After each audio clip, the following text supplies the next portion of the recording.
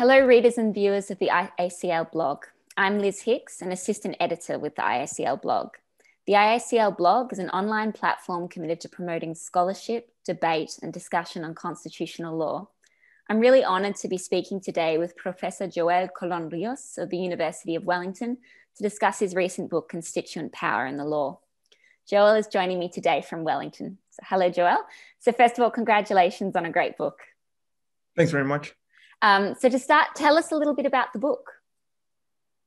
Yeah, so the book, as the title suggests, is about the relationship between constituent power and the law. And what it does is to examine the ways in which constitutional theorists, judges, politicians have resorted through constitutional history to the notion of constituent power in order to advance different kinds of arguments. So, for example, arguments seeking to justify or to limit the exercise of political power, or arguments directed at defending or arguing against certain types of institutional arrangements. So it's really a combination of constitutional history, comparative constitutional law, and constitutional theory. It looks at the constitutional discourse of different jurisdictions, particularly during the 19th century, but the focus is on several Latin American countries, particularly Colombia and Venezuela, as well as Spain and France. So what inspired you to take up the project? Yes, so part of the reason I wrote this book, I would say, was that in my earlier work on constituent power, I noticed two things. So first was that constituent power has been used or has played the role of a juridical concept, in the sense that it has been used by courts, by government officials in the making of determinations about legal validity, and as I said earlier, in the making of arguments about the type of constitutions and institutions we should have. But then at the same time, while you have that kind of juridical aspect of constituent power, and you have it, you can see it present in different forms of juridical discourse. At the same time, constituent power has been treated or is being treated by some scholars as something mystical, as a sort of as a political concept that could perhaps be used to describe certain types of political acts, such like revolutions, for example, but that is outside of the law. It's outside of the law in terms of law as an institution, but also in terms of law as an academic discipline. So then I thought that these two things were not only in tension with each other, but that the very existence of that tension suggests that there was something about constituent power that we were not properly understanding. So what I wanted to do was to write a book that actually showed the roles that the concept of constituent power, and sometimes even the term constituent power, has played in actual constitutional practice. So a book about the relationship between constituent power and the law. So there seems to be a revival of interest in constituent power as an academic concern over recent years, particularly amongst Latin American scholarship. What do you think explains this revival or renaissance of the idea or interest? Yes, I think one thing about the theory of constituent power is that unlike in the United States, it has very much been present in Latin American constitutional discourse since the 19th century, not as perhaps in the same way as now in terms of scholarship, but just in constitutional discourse generally.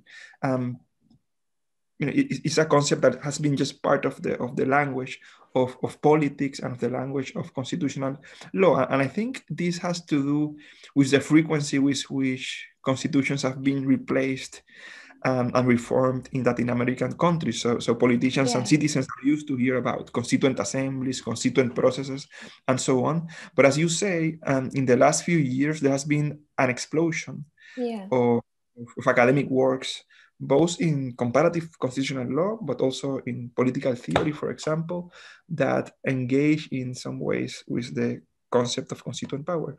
And I don't know what is it that explains that revival, But I would speculate that it has to do with a couple of things. So first is just the emergence of comparative constitutional law as an academic discipline, which means that scholars from different jurisdictions are more likely to be exposed to constitutional traditions where constituent power is part of the constitutional discourse. Also, and connected to that, I think just the increasing influence of particularly of Latin American scholars in comparative constitutional law and constitutional theory, and perhaps more controversially, I think that the translation of Kashmit's work into English, particularly constitutional theory, sort of changed the way Anglo-American scholars approach some different aspects of constitutional law, where people would perhaps in the past speak about just just popular sovereignty, for example. Now the concept of constituent power is suddenly appears suddenly in many works in English. So after that book was translated, which was, by the way, has been available in Spanish since the 1920s, and I think it was translated in French, I think early in the 1930s, maybe. So English readers for the first time, and 2007 maybe, or so 2006, and for the first time had systematic treatment of the concept of constituent power, something that was just unavailable before that. So I think all these things combine with each other, and I think that's part of what explains the Renaissance that you are referring to. Yeah, it's so fascinating, particularly for me coming as a student from different scholarly traditions. So following on from that, the work seems to speak particularly to an intellectual tradition originating in France and Spain that remains highly relevant for the Latin American experience of constitutionalism. So a central argument of your project, as you've said, is the need to distinguish between constituent power and the amending power, and both are subject to limits. So do you see a linkage between that concern and current debates within constitutional politics and constitutional practice, particularly in the Latin American region? Yes. So in the book, following a long tradition of constitutional thought, I distinguish between the constituent power and the amending power, and I also distinguish between constituent power and sovereignty. And I think both these distinctions and as you say, the limits that emerge from them are relevant to contemporary constitutional practice, not only Latin America, but perhaps more generally. So for example, if one says, and this of course has to do with the distinction between constituent power and the amending power. So if you say that the power to amend the Constitution does not include the power of creating a new one, or the power to amend an existing constitution in a way that really amounts to the creation of a new one, because that type of act is under the exclusive jurisdiction of the constituent subject, then you have the basis of the doctrine of unconstitutional constitutional amendments. So that's a limit that emerges from that distinction between constituent power and the amending power. Now earlier on in the 19th century, where many constitutions or at least some constitutions lack an amending a rule for constitutional amendments, what would happen was that the distinction between constituent power and the amending power was in a way absent. So there was no distinction between the constituent power and the amending power, and or at least the distinction was not as obvious. And then the debate was a little bit different. The debate was about whether the fact that the Constitution lacked an amendment rule meant that Parliament could amend the Constitution in any way it wanted, or whether the fact that the Constitution lacked an amendment rule meant that the Constitution could not be amended at all legally, rather that a revolution was needed in order to change the Constitution in any way.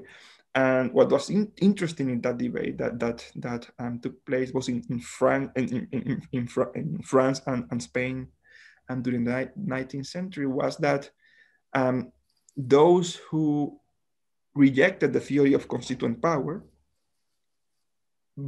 would be the ones who said Parliament can amend the Constitution in any way it wants, but those who wanted to limit the power of Parliament presented the concept of constituent power as a justification for the argument that Parliament should not be able to amend the Constitution. So this is just an example of how constituent power, a concept that is usually associated with just extra legal exercises of power, was used in this context actually to limit political power. And then the distinction between constituent power and sovereignty, which I developed in the last 2 chapters of the book, also speaks to some contemporary debates about the nature of the power of constituent assemblies, because what this distinction means in practice is that contrary to the traditional view about those entities, what I argue in the book is that constituent assemblies act on a mandate from the sovereign people, and that in virtue of that mandate, they can only create constitutional law, and only constitutional law that is consistent with any limit approved by the sovereign people in the referendum that convenes the assembly. And that means that constituent assemblies, while they are working on drafting a new constitution, and would have no authority to intervene with the ordinary organs of the state, and which would just continue to operate until the new constitution is adopted, which is something that I mean, in actual political practice in Latin America, it has been very common for constituent assemblies once convened to claim that they, in virtue of being able to exercise constituent power, that they are sovereign entities, and therefore that they can, for example, suspend parliament, that they can engage in the adoption of ordinary laws, and so on. So once one distinguishes between constituent power and sovereignty, one then is able to say, no, what happens when a constituent assembly is convened is that the assembly is authorized to exercise the power to create a new constitution, but that doesn't mean that the assembly becomes sovereign. That is to say, that it becomes an entity with the authority to transform any will into law. That power only rests with the people, but the sense that the people can really never come together to exercise it. So that's and I think that distinction between constituent power and sovereignty, it's quite relevant today, say in contexts like Chile, for example. If you look at the constituent process now underway in Chile, and if you look at the rules that govern that process, there was an explicit effort to exclude any references to the idea, for example, of a constituent assembly or to the idea of a constituent power. Rather, they speak of a constitutional convention, or of, sometimes they say, constituent processes or process of constitutional reform. And I think what explains that rejection of the language of constituent power is the association of constituent power with sovereignty. It's really fascinating. So we've already mentioned Carl Schmitt. Who else was influential on you throughout the project? Yes.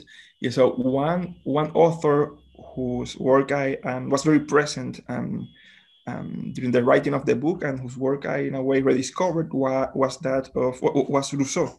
If you look at the book, you will see that he's very much present in the second chapter of the book, which is actually a chapter about Rousseau, who is also present in different contexts through many of the other chapters, either as someone whose work I am relying on, or just as someone who appears as an interlocutor of some of the authors I discuss. Particularly in the 19th century, Rousseau was usually presented as sort of the person whose work we needed to be left behind in order to be able to develop constitutional theories that could lead to stable constitutions. But by the end of the book, I try to show that Rousseau's work has much more relevance for contemporary constitutional thought that perhaps we have thought. Yeah. So what challenges did you face in writing the work? Yes, I don't have written many books, but this one was by far the most difficult to write, probably I think because of its historical component. Yeah. For example, required me just to try to understand certain political contexts that I wasn't familiar with, and this involved just reading extensively about things that would not really be in the book, but that I just needed to understand in order to properly interpret the materials I was discussing. So on the positive side, just being able to sit down and read for hours was really an enjoyable that I think is becoming less and less common. Yes. The pressures and distractions that we have as academics. Yeah, definitely. So what's next? What, any other books in the works or ideas or plans? Yes, I have a few projects on their way. I'm in the process of finishing a new book. This one is co-authored with Professor Richard Kay. This is titled Revolution in the Dock, The Adjudication of Constitutional Change. And what it does is, it's an interesting book because each chapter examines a judgment or a series of judgments from a specific jurisdiction, where, and these are judgments where courts have been asked in some way to determine whether a revolution has been successful. So it has chapters on Argentina, chapters on Fiji, on Rhodesia, on Spain. So I think it would be an interesting book, and hopefully it will come out late next year or in 2022.